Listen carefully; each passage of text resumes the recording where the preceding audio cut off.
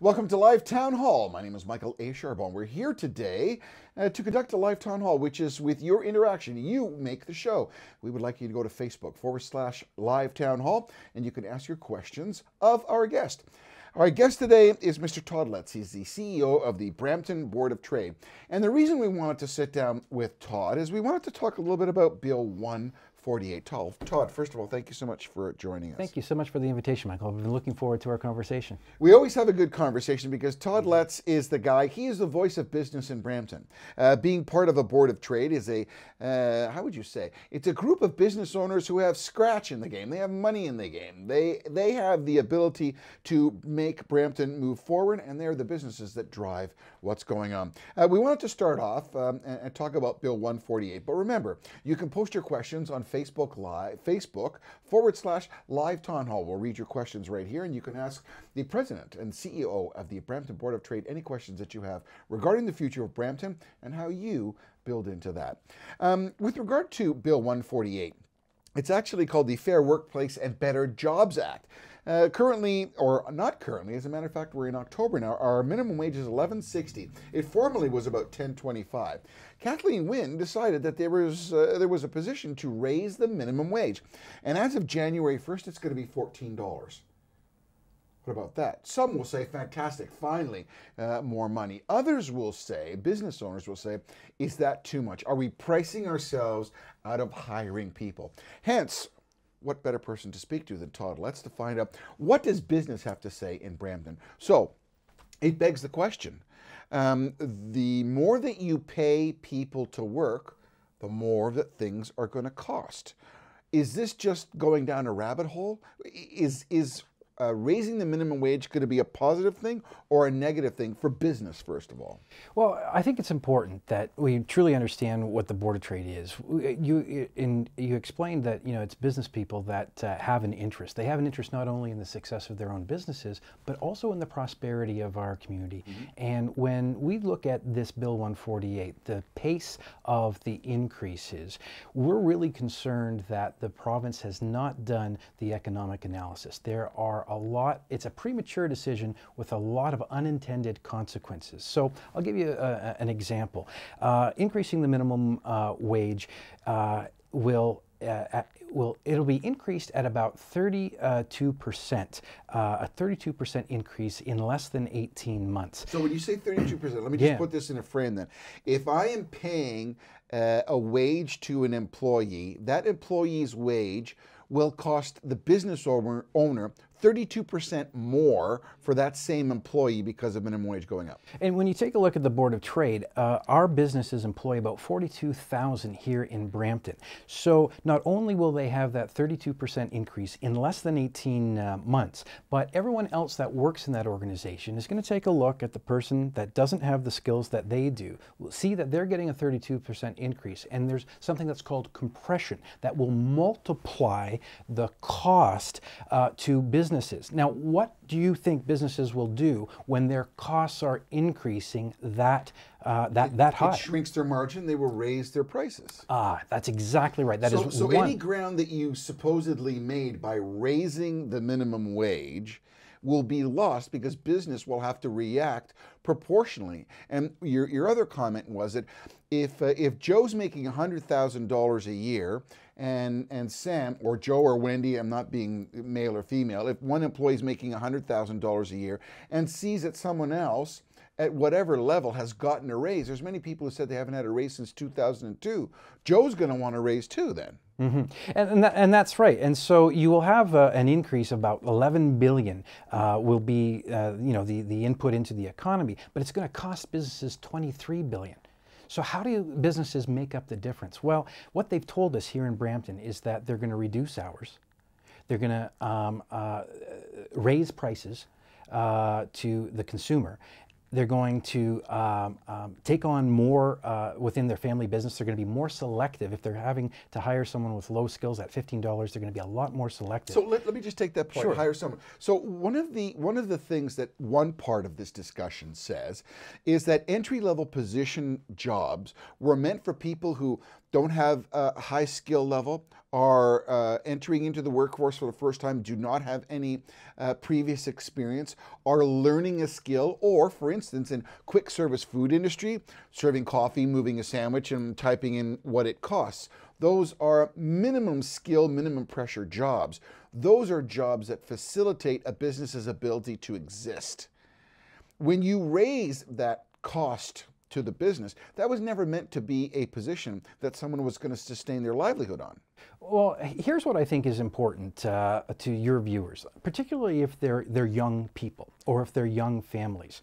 Yes, there may be an increase in the minimum wage, but businesses, as I say, will react by either not hiring as many or shortening the number of hours. And if those individuals have kids in daycare, a very labor-intensive business.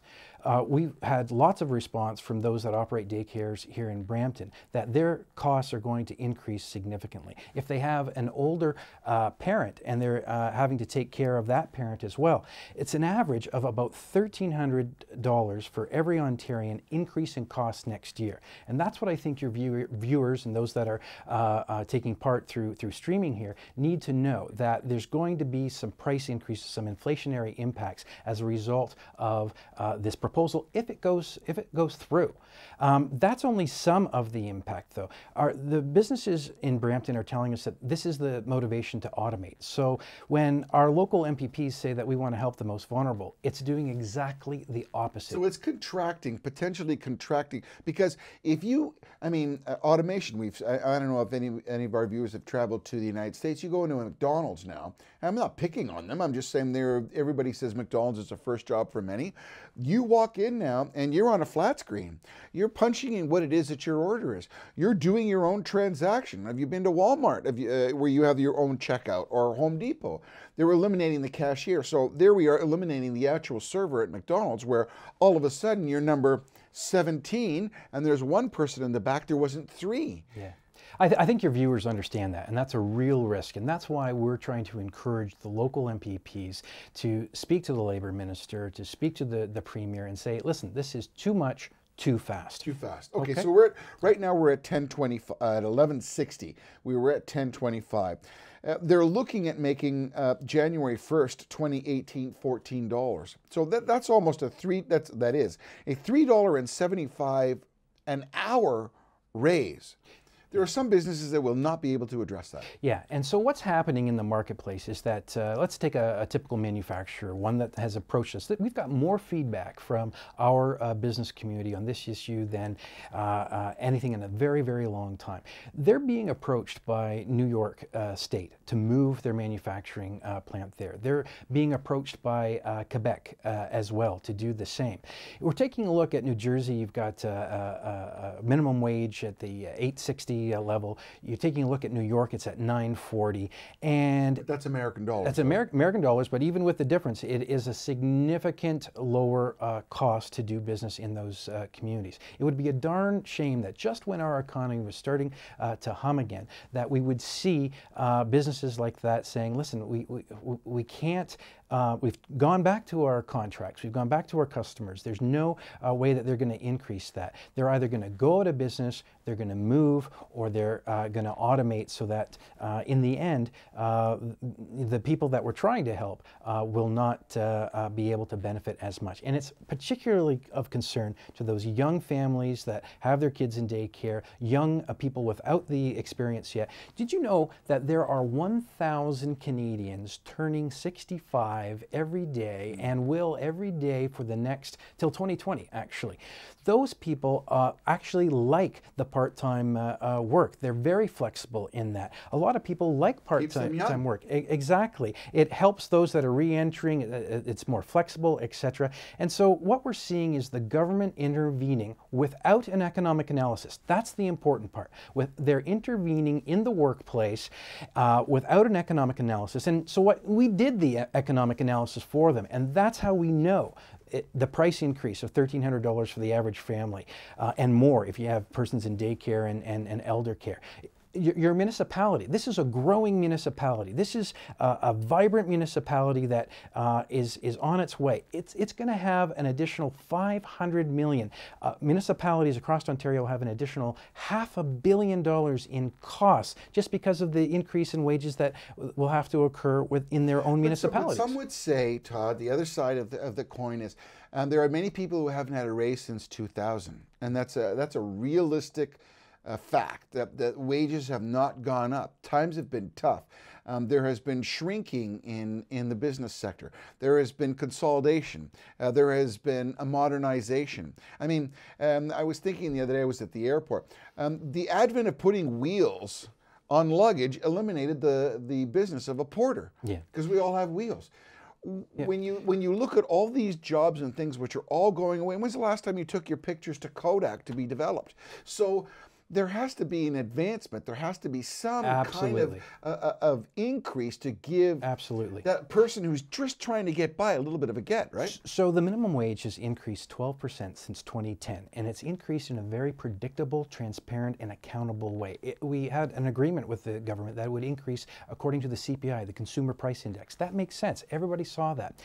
The provincial government commissioned a panel on workplace changes, and the minimum wage was not part of their review. This came out of the blue, and it came so fast. It's, some say that, minimum wage is good. It sounds good at the surface, but if it comes too fast, in order to make that minimum wage, you have to have a job. In California, when they increased the minimum wage, they took 5 years to do it. In Seattle, they took 4 years to do it. In Ontario, they're proposing a bigger jump in a shorter period of time.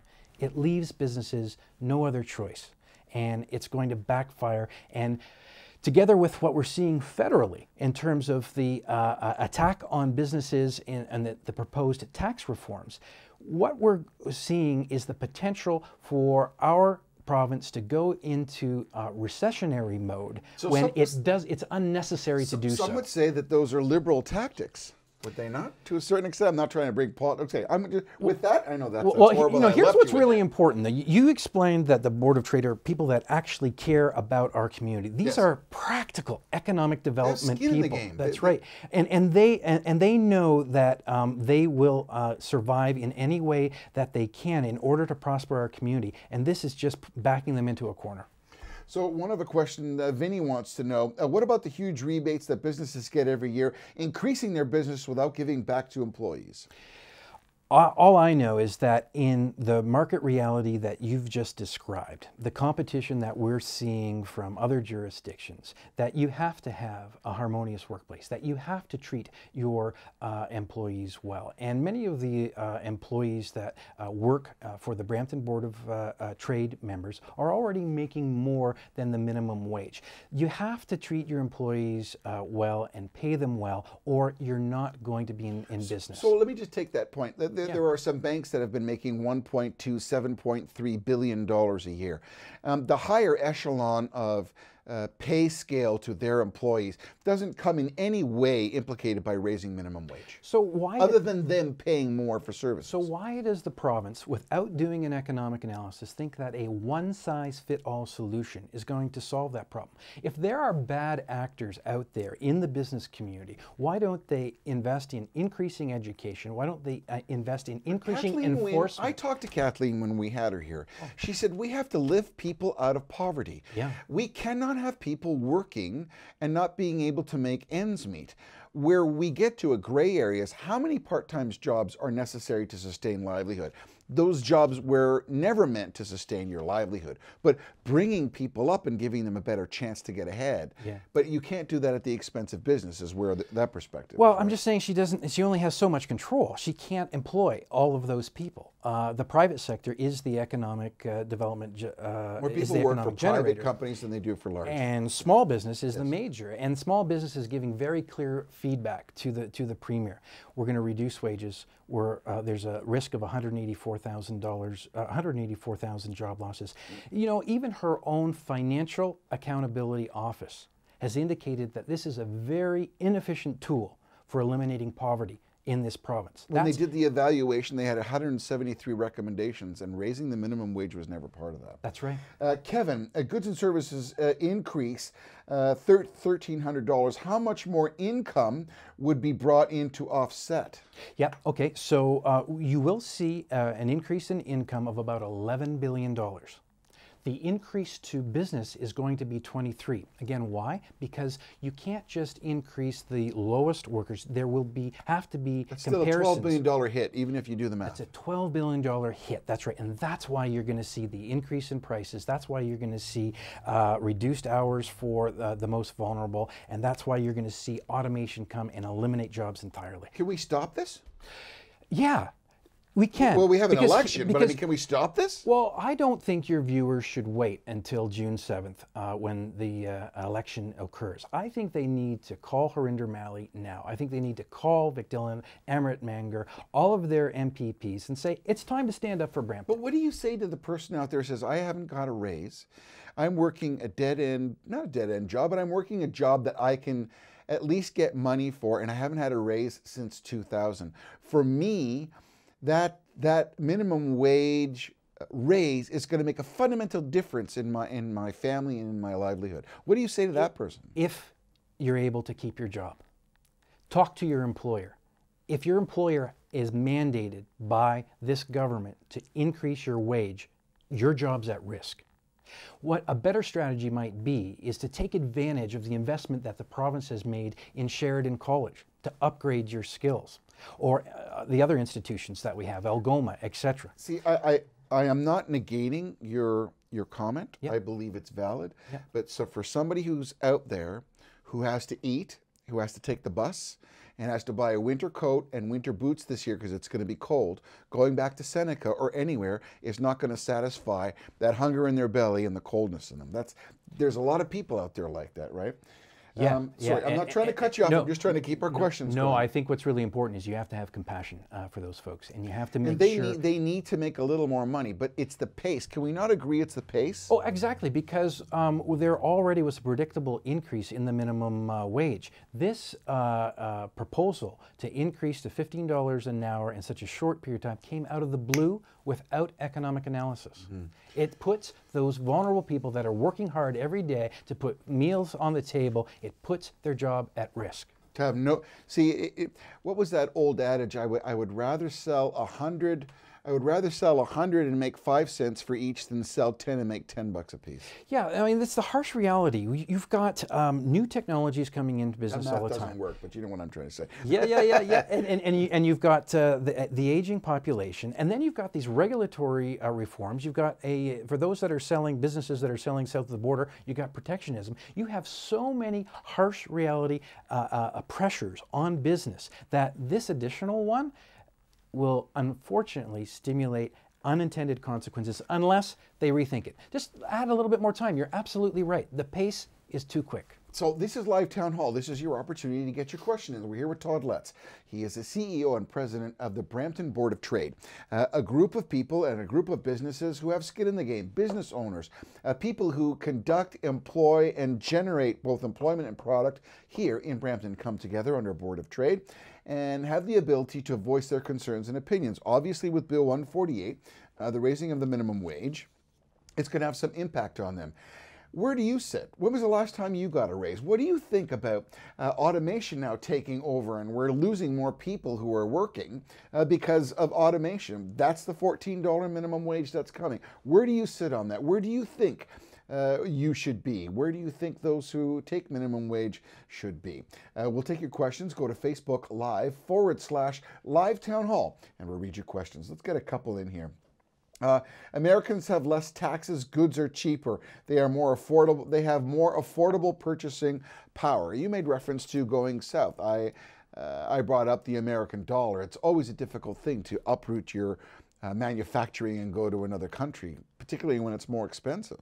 You know, the businesses in Brampton are proud of Brampton. They come to the Board of Trade not only to work on improving their business, but also improving the quality of life here in Brampton. No one wants to leave. You know, we want to build this community because we feel honestly that we're poised for greatness. Businesses here, they contribute to the Santa Claus parade. They sponsor the soccer and the hockey teams as well. The economic reality is now, the way the internet is here, the way the mobility of goods, is that businesses have options. And what we need to do what our elected leaders need to do, that if they're going to make policy decisions, they need to be accountable, they need to be transparent, they need to do economic analysis on each of it so that there aren't the unintended consequences.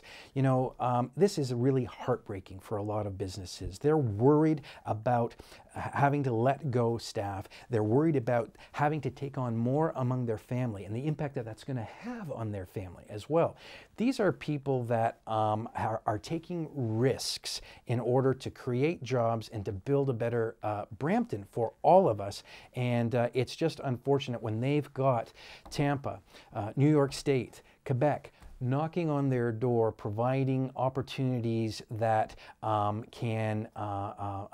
are much more affordable, much more attractive than what Ontario is doing at the spur of a moment. So what incentives could the city offer these businesses? How, as a lobby group, I don't mean that in a demeaning way. I mean, you are a lobby group. We're a registered lobbyist, absolutely. So as a lobby group, how would the Brampton Board of Trade be able to approach the city to create more advantageous breaks or something within the context to make those businesses have a better leg up? Yeah, I don't think any of our members are looking for a corporate handout. Absolutely not. You know what they would like to see? They would like to see a community that has a transit system that allows workers to come from wherever they may live, wherever they can afford to find a house, and get to work on time. They'd like a transit system that allows them to get home so that they can get to the recital and get to the soccer game and get home for dinner. We don't have that higher order transit here in Brampton yet. That's something that I think next fall, October 2018, that we really want our elected leaders to make that a priority so that we can all benefit, not businesses and residents. So you open the door, I'm going to ask the question. Sure. The LRT from Mississauga on here, Ontario, has shown exponential development of real estate and business along the line going forward. Already, and it's not even open. That's right. And with it stopping at Steeles and not moving forward, Brampton City Council spent $4.5 million to review 2 routes that were already declined. Yeah. You pointed that it's going to be an election issue. I would be absolutely in agreement with you. Where do you think this is going to go? Do you think this is going to get resolved? Because we can't discuss it in council this year. That's a dead issue. Yeah, well, I think it's really important. The businesses tell us all the time that we do need a higher order transit, and we will have it come into Brampton at Steeles, and that will have an impact there. Unfortunately, this current council didn't like a route that went right up Main Street, even though it was going to generate, $10 million in salaries when it was operational, thousands of construction jobs. It was going to increase the real estate values and put another $1 to $2 million in the tax coffers.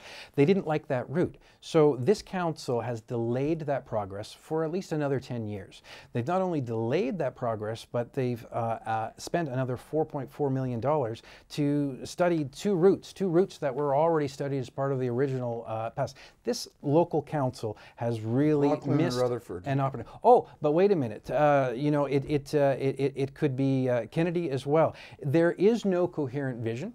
There is no collaboration among this council, no coherent vision. So is this council anti-business? Well, you know what? They certainly didn't do business any favor by delaying a higher order LRT. We had 100% capital paid for, and now it's 10 years down the road.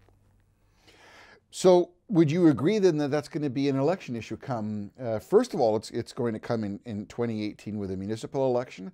There may be some provincial electoral movement as well, because it could become an issue with funding.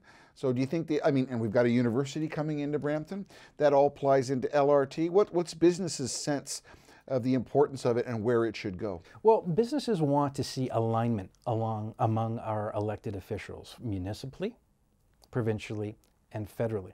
What we see is too much finger pointing between the two. Oh, well, we have money, the feds will say, but the city is not ready. They don't have the studies done. Navdeep Bains came here, and I had the opportunity to speak to him. And I said, so you have all this infrastructure money. Is there anything shovel-ready in Brampton to go? And what was his response? No. Yeah, I mean, that's really unfortunate. I mean, it's time for Brampton to have a council that works together, that collaborates, that can move quickly on important issues that are important to its residents, all residents, in all parts of the city, as well as the business community. It's not about prosperity for some. It's about prosperity for all. Why do you think it isn't working? We have a Liberal federal government. We have a Liberal provincial government. The mayor, Madam Mayor Linda Jeffrey, was a former Liberal cabinet minister, so she's very well acquainted with how things are working. It seems that it's the council that's giving Linda the problem. It's not that she can't connect. Is that a fair assumption? Well, you know, I don't pretend to understand what the motivations are of each of those councillors. All I know is that they're not collaborating on the big issues. All I know is that they're not aligning provincially and federally. So if I was one of your viewers, I would go to the nearest hardware store and I'd find a broom. And I'd bring that broom to every council meeting, and I would say to my elected officials, it's time for you to be accountable. It's time for you to be transparent on the big issues, and it's time for you to collaborate on the big issues, or we'll use that broom to get councillors in there, to get provincial MPPs in there that will align visions and will move Brampton forward. See, I like what you're saying, and those are very strong words. How do you take that and motivate that position? You have to be the cheerleader at the front of the parade. How do you make that representation to every single one of those councillors, their own hometowns? How do you bring that forth and engage those businesses to make that same statement? Yeah, you know, the businesses have been very, very clear. We get together with them through, you know, the surveys, through our prosperity roundtable, and they put an agenda. They've got a very clear vision for this community. They want to see a modern city, one that is known for its diversity, for its innovation, and its high quality of life. It will come. We honestly believe and are very optimistic about the future. We have the tagline, poised for greatness. But what we need is to see that alignment among our elected officials, not in 10 years, right now. You're watching Live Town Hall. We're at the bottom of the hour. You can reach us at Facebook.com/Live Town Hall. You can ask your questions of Mr. Todd Letts, the CEO of the Brampton Board of Trade. What are your points of view on the minimum wage? How do you see business growing in Brampton? How do you see LRT and major transit playing a role in the development of Brampton? With a new university coming to Brampton, is that going to help your business? Is that going to hinder your business? What about the minimum wage? Is $15 in 2019 too fast? You can ask those questions and more of Todd Letts, who represents a group of businesses who work and play and have, as some would say, skin in the game in Brampton.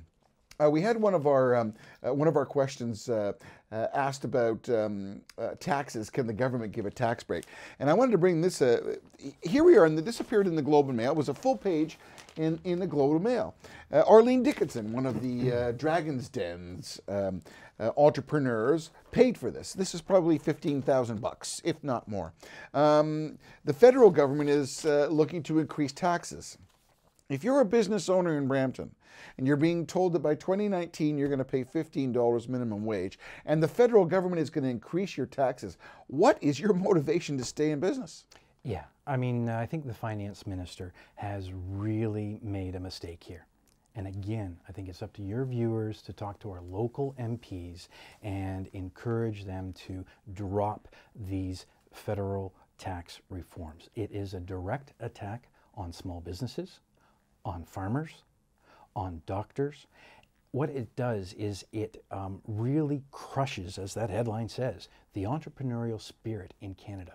The individuals that I work with, I feel very fortunate to work with, they're risking. They've got their mortgage on the line. They've pledged their house to make their business run. If times get bad, or even if times get good and they have to fill orders, they've got to dip into their pockets to pay payroll at times before the money comes in, or if the demand is not yet there.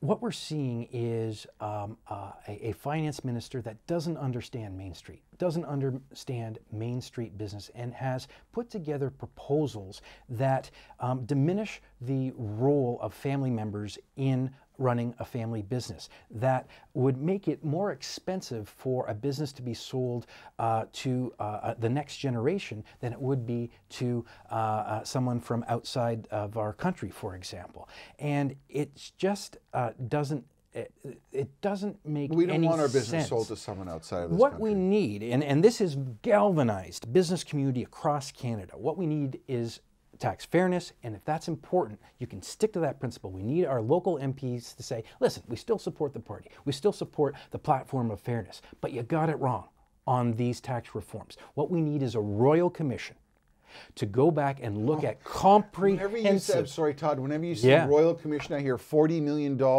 5 judges in 6 months of BS, and we get nowhere. The business community does not make that recommendation very often, but they are galvanized across the country in the need for a pause button to be pressed on these tax reforms. A royal commission will take a look at fairness at its core. Why do we have so many different categories of taxation? Why not just one category of taxation? Well, the U.S. is proposing a simplified tax reform. Would put H&R Block out of business, unfortunately, but something simple. How much did you make? What are your deductions? And that's it. Simple. What we need is our local MPs to say, you know, Minister Morneau, have the courage to admit you've made a mistake.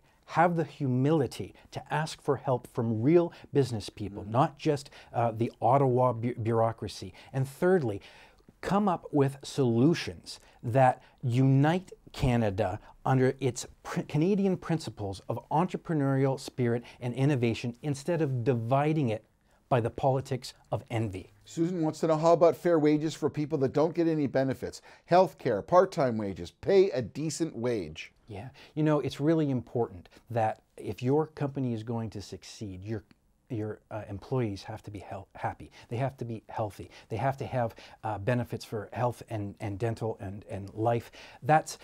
If you can provide that to your employees, you're going to have a much more successful, happy, and productive workforce. So when you say employees, if you look at a company that has 40 employees compared to a quick service food industry location which has 6 employees, the minimum wage hike will adversely affect the smaller employee-ranged business than the larger, because they're already making enough of a nut with that many employees to be able to make it worthwhile. Is that a fair assumption? Well, all I know is that each business has its own economic realities, has its own competitive realities. And what I think is important is that there needs to be the analysis that goes behind any policy change so that you don't unintentionally upset the apple cart for those individuals that don't have their benefits, or for the company that has such a low margin that this is going to put them over the edge. So if we take an economic abomination where the businesses are making great profit, and we reduce taxes, that means people are making more money, they're spending more money. Is that another perspective? That's kind of the way that they're looking at launching in the States. Lowering taxes, attracting business, bringing manufacturing back, and bringing everybody's pay and scale of life up, because there's more money, less being taken by the government, will generate more taxes just from purchasing power. Yeah, you know, I don't think anyone is begrudging $15 an hour. It's the pace at which it's coming.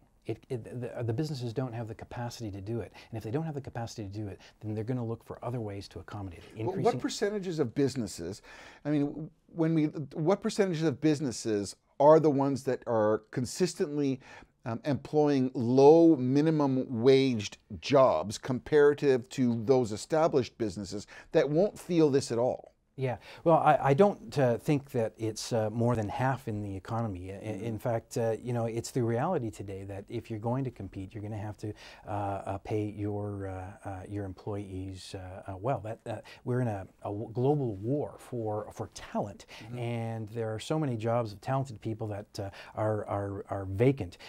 It's really important, I think, when you talk to the businesses in Brampton. No one's begrudging $15 an hour. No one's begrudging, you know, a decent wage. And we had an agreement where there was an increase on a regular basis according to CPI. It's like rent increases almost. But this is a surprise. This is a surprise. And when you tie with that the electricity prices, when you tie with that WSIB, when you tie in with that all of the other expenses that occur for a business, it's just the wrong timing. Federally and provincially, you've got businesses shaking their heads, long-time supporters of these governments saying, you know, don't they understand? And I think it's time for our elected leaders locally to talk to the ministers and say, listen, you need to listen to the actual people that are creating the jobs, that are writing the checks, because there's no way that we can employ all those people in the public sector. When you look at the state of business today, you deal on the front line with business owners every single day. What do they see in the next 3 years? Yeah, you know, they are seeing uncertainty. They're scared. They use the word fear because they're unable to predict. It feels as though the rug has been pulled from underneath them. You know, we had an agreement of regular increases in minimum wage. We had a tax system that encouraged the entrepreneurial spirit. Now they feel like they're under attack, that if they're close to retirement, this might push them over the edge, and you'll see your favorite restaurant close. If they had hoped to pass their farm or their business on to their next generation, now that's in jeopardy. As well. And if they were looking at ways of bringing their corporate family together, they're now going to have to say goodbye to some long-term employees because they're going to have to automate to survive. It is very uncomfortable for the business community. They didn't see it coming. It's not what they voted for. And if there were some economic analysis that would prove that this was the right thing to do, business people could support it. There isn't. So October 1st, 2017 was when we went from $10.25 to currently $11.60 an hour. January 1st, 2018, it goes up to $14. That's another hit. Yeah, and there are a lot of businesses that are very worried about that hit. Like I said, when California increased their minimum wage, they took 5 years to do it. When Seattle did it, they took 4 years to do it. Why? Why does Ontario have to do it so fast? Who made that decision? It's the Premier's decision.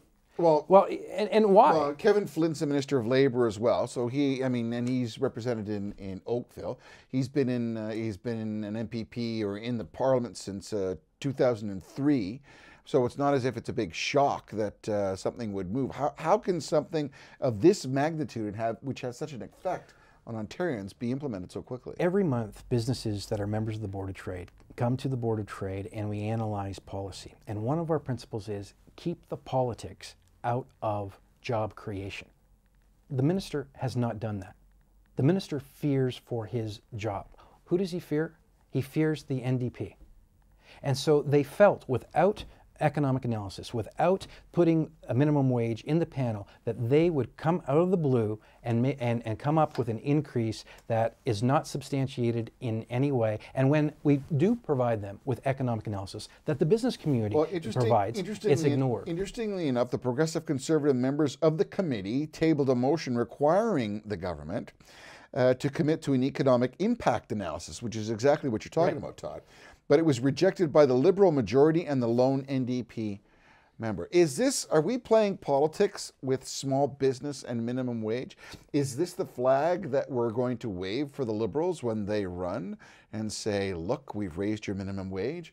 We are people of the party that wants to give you more? Is that what we're actually seeing here? And that's why it's important that you didn't answer my question. Is that what we're seeing here? You know, I don't know what the political motivations are. All I know is that when there are job losses from the vulnerable people that they purport that they want to help, there will be a price to pay for them politically. Interesting. That's a good answer, by the way. Chris wants to know, how important is public transit to Brampton? Two-way all-day go? I mean, that's been a discussion for the longest. That's at the heartbeat of servicing your businesses, because it's bringing employees and customers, right? Yeah, you know, I have to give kudos to the province for particularly Metrolinx for their forward vision. By 2025, we're going to have two-way all-day go out to Kitchener. What that means for employers is that, and what it means for young people and people that may live in rural parts in Halton Hills, for example, they will now have much more convenience to come to jobs in Brampton. We'll be able to draw some people from downtown Toronto as well as from the tech hub in Waterloo. This is a very important piece of the advancement of Brampton's economy. To stick up for the mayor, I mean, I've had the opportunity 5 times we've had Madam Mayor Linda Jeffrey on here. You just gave kudos to the province. Is there still not kudos that should go to Brampton City Council, and particularly the mayor, to be able to motivate, instigate, and move forward that peanut to bring all-day, two-day go here from the province? Well, absolutely. I think that you'll talk to most of the business community and staff at the City Hall, and they will describe the mayor as being a driver of economic opportunity. The two-way all-day go. Some have said she's been hindered by the council. Well, and yeah, she's been wanting to do many things, Madam Mayor Jeffries. Both things are accurate, right? I mean, you can be a driver of opportunity, but if you don't have the 6 votes required on council, some opportunities are squandered. Brampton, I think, has really great opportunity over the next 15 years if the elected officials don't get in the way, if politics doesn't get in the way of job creation. I take a look at Councillor Dillon and his thoughtful analysis on employment lands, on the research that he's done on the various markets in the business community and transportation and logistics. Land and all that. I've had him on. Very interesting. And I take a look at the opportunities that the mayor has brought. There are some bright lights. Why is it that we don't have a council that can collaborate and capture these opportunities more frequently and faster? So you know what the key is, don't you, Todd? Election 2018. If you don't vote, you can't complain. Yeah. When you have under 32% response in a municipal election, what do you expect? One more thing I want to bring up is about the interns. There's so many pros and cons. Interns have been given the opportunity to experience business life where they never would have been given an opportunity to know some of the skills that you can't learn in school, you can only learn on business. Some businesses have taken advantage of that as an element of free labor and have taken advantage of it. Not all, but some. Now, we've gotten so far the other way that the government is getting involved and saying, oh no, you only can have paid interns. They've actually thrown the baby out with the bathwater. You know, I think you'd find the members of the Board of Trade saying that if someone is providing skill and insight and work, they should be paid. I think the phenomena of free interns was more of an American phenomenon than it was here in the GTA. There is a strong understanding among the business community of the importance of co-op. I just received the report of last year's results from Sheridan in terms of the industry college interplay. Interns play an important role in bringing new ideas to a company. What I'm worried about is if there are bad actors in the business community, then this is what our solution is to the province. You know, increase your compliance, increase your inspection, increase your education of the workplace, but don't do a broad brush, unaccountable, irresponsible policy decision that jeopardizes those intern jobs. I can tell you right now, if this minimum wage goes through in the time frame that they're suggested, you will see fewer opportunities for young people, and that's a darn shame. I agree with that. Harpreet trumps in here and says, how can we engage more businesses in the development of the university? What are you hearing from local businesses?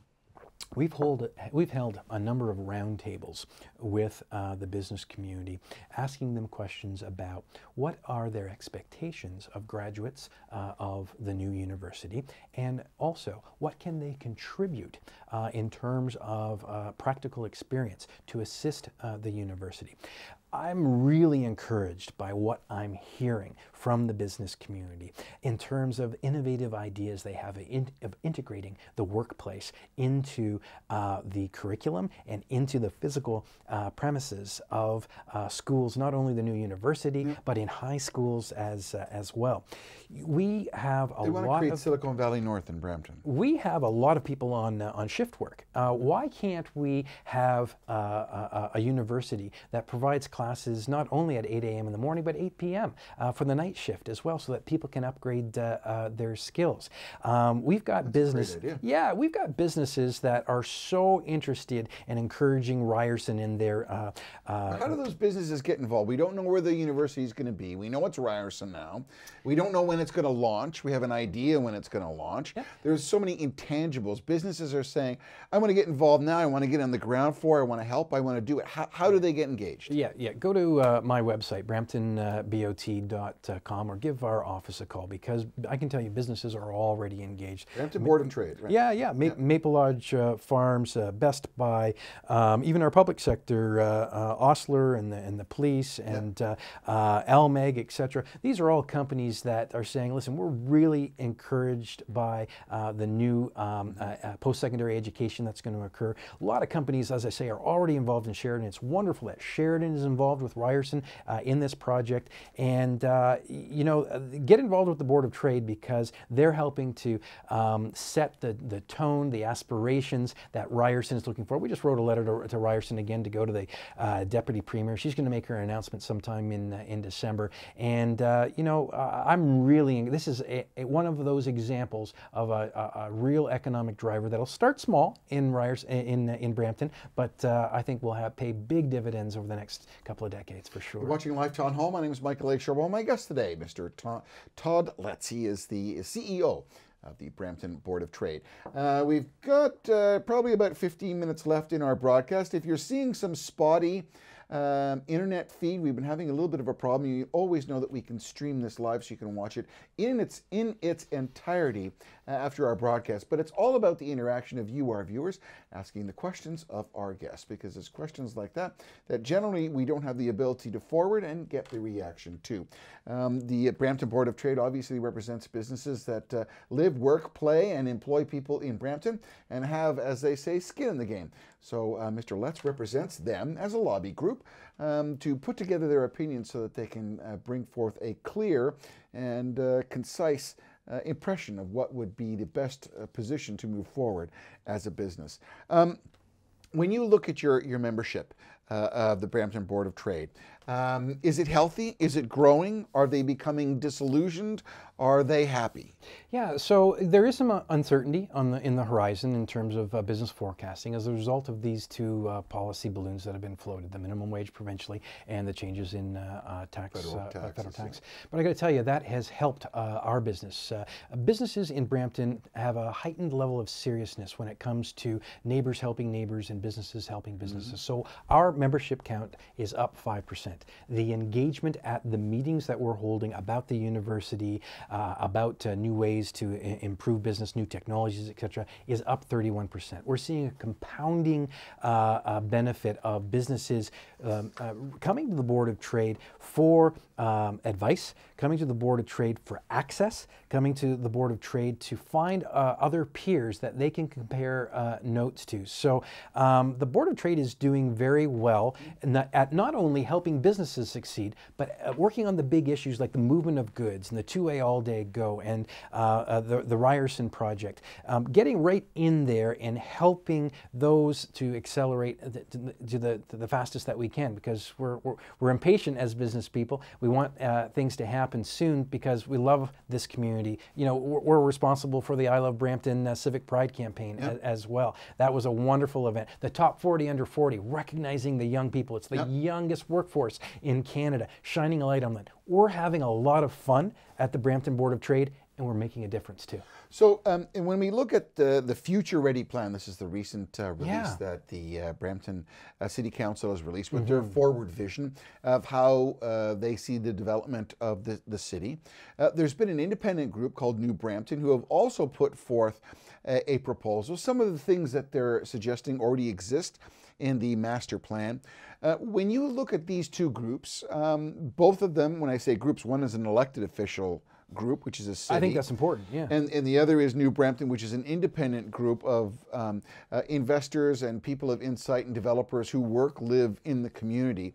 How do you gauge which train you hook yourself to? Because the one group is an independent entrepreneurial group, and the other is elected officials group. Well, whenever any businesses come together and want to want to improve Brampton, I think it's good to see. I think it's a good cheerleading group. When it comes to advocacy or policy, I'm really not sure that they have the skills, qualifications, or really mandate to make any recommendations to the city. I'm glad that the city has an accountable, transparent policy and process in place. They brought in experts from outside that can bring some comparative examples, and they're moving forward. They've reorganized their economic development department by sector, and they're collaborating like better before.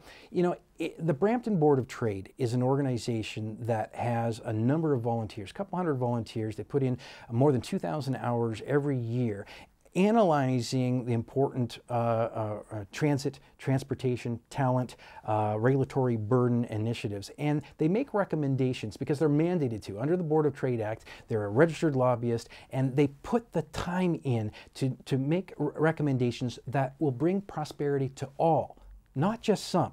Not just one sector, not just a small group of developers, but for all businesses and for all in our community. That's an important distinction. The Brampton Board of Trade puts the time in and provides policies, recommendations with solutions that moves our community forward. The city, elected officials have a mandate to do that. We have a mandate to do that as well. If there are other groups out there that have ideas, that's wonderful, but they should leave the advocacy and the policy to those that have a mandate to do it. There are some people that said that the development of Brampton downtown is still non-existent. There has been a stagnation. There was lots of talk during the last municipal election that Brampton was going to develop their city core and make it a place to go. I mean, other than one major restaurant which has opened and a little bit of polish and sweeping, there's been relatively limited improvement in the Brampton downtown. Now with the university coming, that may be pushed at a quicker pace. What's your evaluation of the speed at which Brampton downtown is being developed? And do you think with that push and the expansion of the school coming, should we be careful that we don't expand too fast, too quick, and maybe ruin an opportunity? Well, I go back to what the expectations of the business community is downtown and throughout our city. And they want to see more alignment in terms of the growth of our downtown and other parts of our community. When I mean alignment, we had an opportunity with the LRT that could have been shovels in the ground already and would have had an LRT ready for us within a couple of years. But we don't have that. That decision has been delayed for another 10 years after the EA is done. But what we are seeing in 2018 in downtown is that there's going to be a dig on Queen Street that will take a couple of years to do. Parts of Queen Street will be closed progressively for that 2 years. And then when the final decision on LRT is made, it's going to be dug up again. And I think that is an unfortunate growing pain for Brampton. Had our elected leaders had the foresight to coordinate the digs for the infrastructure upgrades and the LRT, it would have been a lot less burdensome of the businesses downtown. Now, there's been a lot of, we're making best of what we've got. The LED screen is great. The event programming is great. We've got a new artistic director at Rose Theatre. There is a lot of pride in this community, and we will make best. It's just that we need better alignment for those big issues so that we can get there faster. It's going to be a tough road for downtown for the next 5-10 years. There are some other contingents in Brampton that say, to heck with downtown, what about where we live? What about us on Kennedy Road? What about us on the other side? What about us near the fairground? What about the other places in Brampton? How do you make their concerns and the importance of developing their communities and their roadways and their infrastructure and their small cell of the city just as important as the downtown? Yeah, well, we're growing as the fastest in Canada. I think Edmonton is maybe a fraction faster than we are. It's 14,000 new people into Brampton every year. It's so important that everyone feels welcome, that everyone feels proud of their neighborhood, that they appreciate the importance of the historic downtown, but there needs to be transit access north of Queen Street. It's important that when we create a vision that we don't stop it at downtown. Mount Pleasant is a lovely neighborhood. We've got some great employment lands in the east as well as Heritage Hills in the west. It's so important that this council have the transparent processes that invites the people to provide their insight, and that our entire community grows together. I think we're doing it. I think we can do it, and I'm really excited about the next 15 years. So during the mayoral term before Madam Mayor Jeffrey, there was the talk of huge sprawl development all over, houses coming up. We've seen a slight decrease in the amount of houses. Have we reached a leveling off now of development? Are we just waiting for the next surge? Where are we in that? Yeah, well, if we take a look at the forecasts, there will be a cooling in terms of the number of houses compared to recent years. We still are number 2 in the GTA in terms of home creation.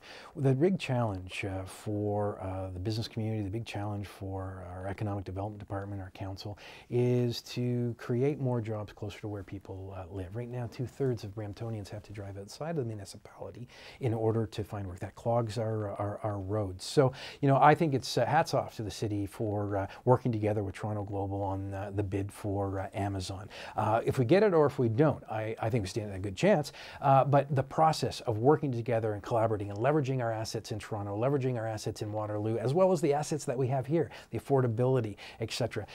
We need to concentrate more on jobs than on houses. You will see a little bit of downturn in the houses. Let's keep the fuel under the businesses, and let's stop these silly out of the blue policies that are going to hinder job creation, that are going to quash entrepreneurial spirit. Let's keep the engine running. Let's keep the train rolling. And we already have a great community, but we can make it even greater with that alignment of our private sector, our public sector, and our elected officials.